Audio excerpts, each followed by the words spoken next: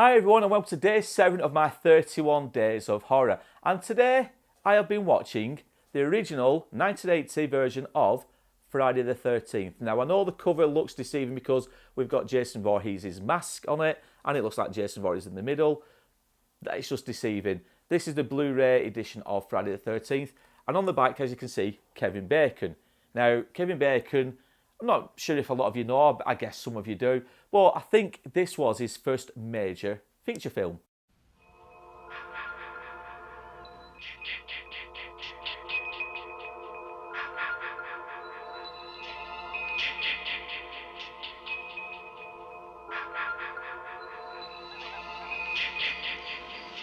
Hello? Who's that? Oh, hi. What are you doing out in this mess? 1, 2,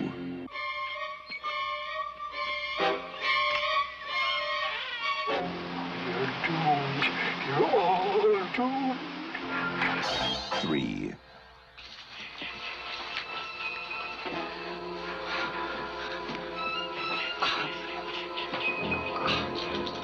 We weren't doing anything. We were just messing with you.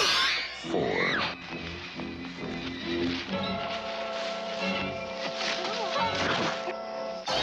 5,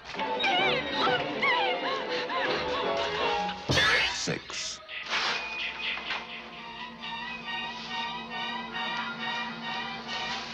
Must be my imagination.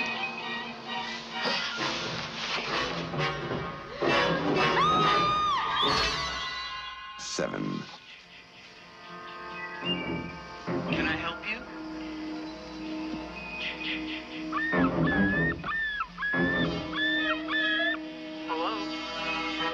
8, 9,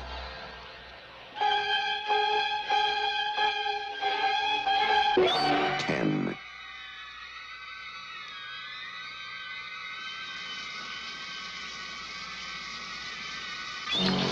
11,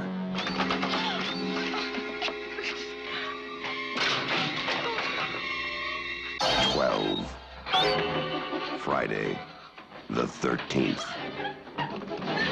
You may only see it once, but that will be enough.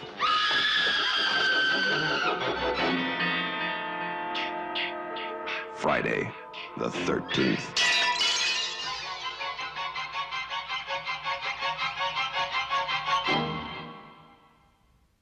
Friday the 13th. Now I chose this one, guys, because when I was a young lad, what were I, 10, 11, 12, something like that, I used to go and visit my local video stores and they always had in one corner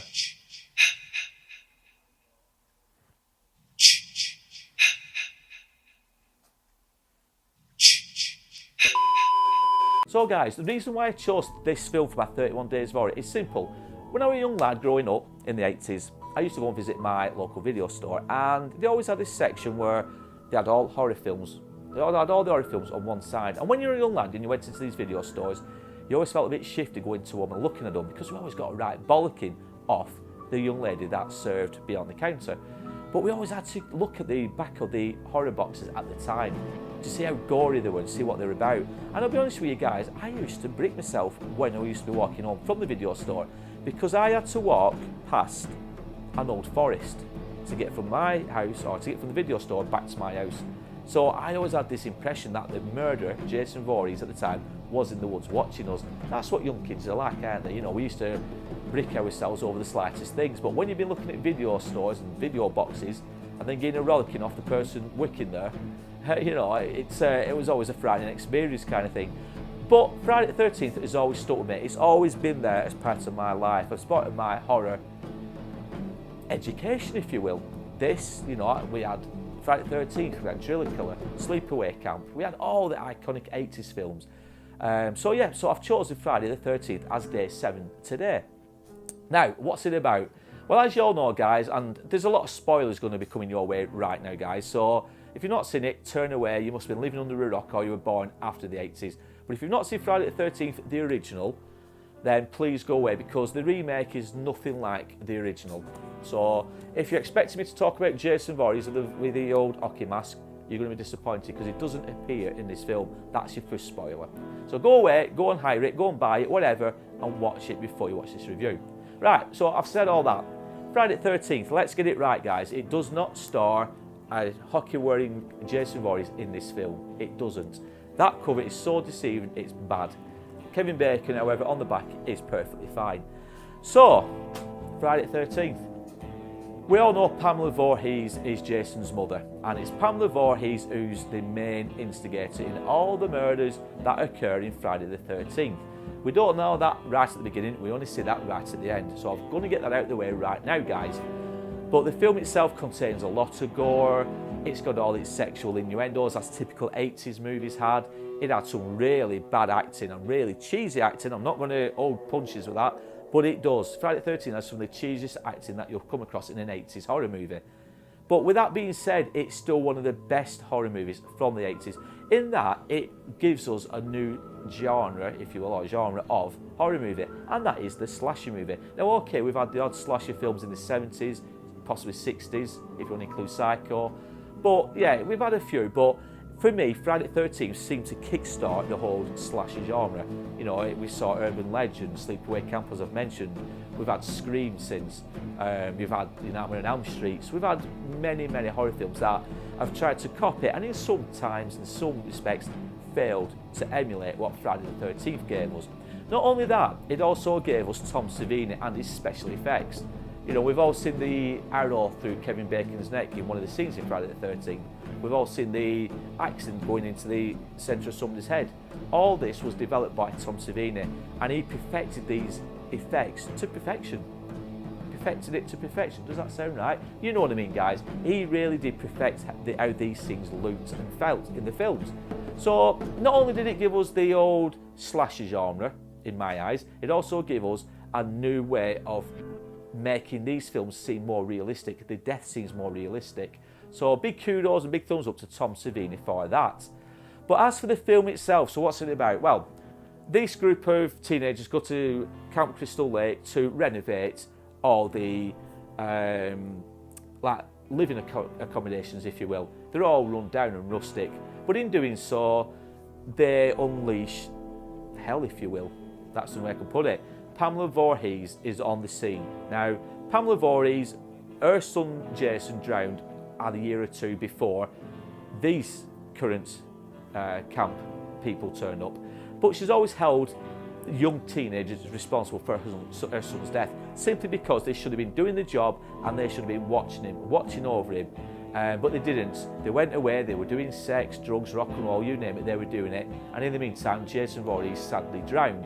Now, Pamela Voorhees has always blamed teenagers and camp members for his death. So she wants retribution, she wants revenge. So what she does, she slowly hunts down these kids one by one, killing them in the most macabre way you can imagine. And some of them range from, like I said, arrows being pushed through a neck to an axe being put through the heads. And there's all kinds of ways that they do die. And it's all Pamela Voorhees doing it. We only see this right at the end of the film, when most of the camp people have been killed and we're left with just the one. Now, we've all seen the scene, guys, where it shows this girl in a little boat and she's drifting down the Camp Crystal Lake on her own, thinking she survived the mass murders that have been going on. And then we see Jason pop out of the water and drag her down underneath. Now, I'm not going to talk more about that, because you've got to see episode 2 or Friday the 13th part 2 to realise what's going on there. But that's the first time we ever see Jason Voorhees, but not in a hockey mask, obviously, because he's in water. You know what I mean, guys? Anyway, that is basically the film. It's all about Pamela Voorhees. She comes along, she wants retribution, she wants revenge for the death of her son, and she does it by taking the lives of these camp people one by one. Now, like I said, guys, the film is cheesy, but it's also brilliantly filmed. There's a lot of dark scenes. There's a lot of scenes where, okay, there's ambient music, there's a lot of background music played, and you know something is going to happen. But there's also a lot of the cheesy jump scares thrown in as well. Now, jump scares, I don't mind in horror films if they're done well. However, in today's movies, they're done too much. There's a bit of an overkill in films nowadays. In Friday the 13th, it suffers from this now, because a lot of people are used to jump scares in modern day horror, and when they go back and watch an 80s horror movie like Friday the 13th and Sleepaway Camp, when a jump scare happens, I think we're sensitised to it all now. We just expect it, and it's not the same. So you've got to go into Friday the 13th, the 1980 version, with an open mind. You've got to take yourself back to the 80s to appreciate what you're watching fully. Don't compare it to films of modern day. That's all I can say if you've never seen it, guys, because you're going to be disappointed. Like I said, the CGI was groundbreaking for its time. You know, it was like the forefather of present day CGI and SFX, but it looks cheesy now.